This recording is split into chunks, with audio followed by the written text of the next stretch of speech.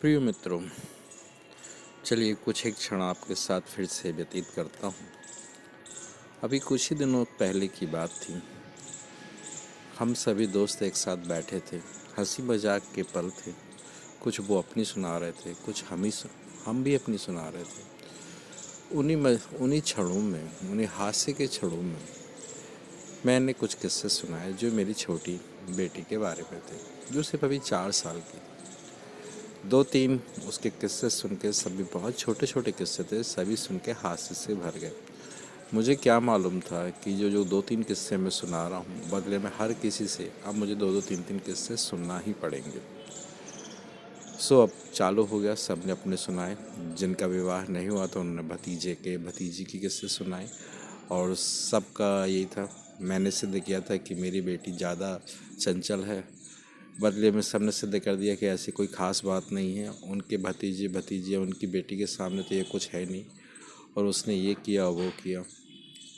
है ना मित्रों, किसी अजीब सी बात। जब किसी चर्चा को छेड़ देते हैं तो तथ्य एक एक करके निकल के सामने आने लगते हैं, और होता भी है।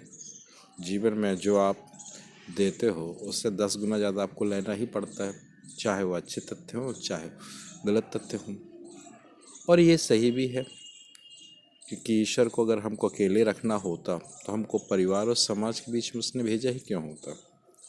अकेलेपन के अपने फ़ायदे हैं, अपना व्यर्थ है जब उसका सदुपयोग किया जाए। अगर अकेलापन थोप दिया गया हो या जानबूझ के अपने आप को शिष्ट दिखाने के चक्कर में आप अकेलेपन से जूझ रहे हो, तो ये तो चीज़ है नहीं। जंगल में तो रह के कोई भी मौन रह सकता है। जो समाज और सबके बीच में रह के अंतर मौन रह सके, उसी का वास्तविक मौन है ना। उस मौन का कुछ रचनात्मक असर होना चाहिए।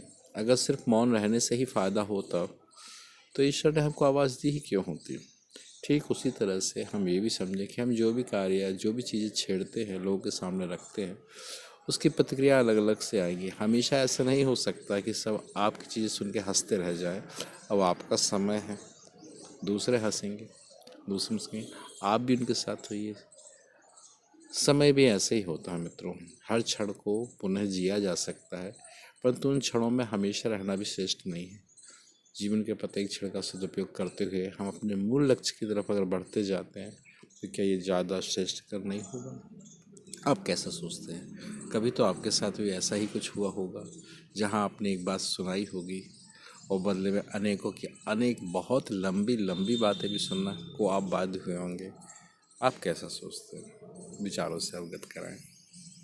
धन्यवाद आप सभी का।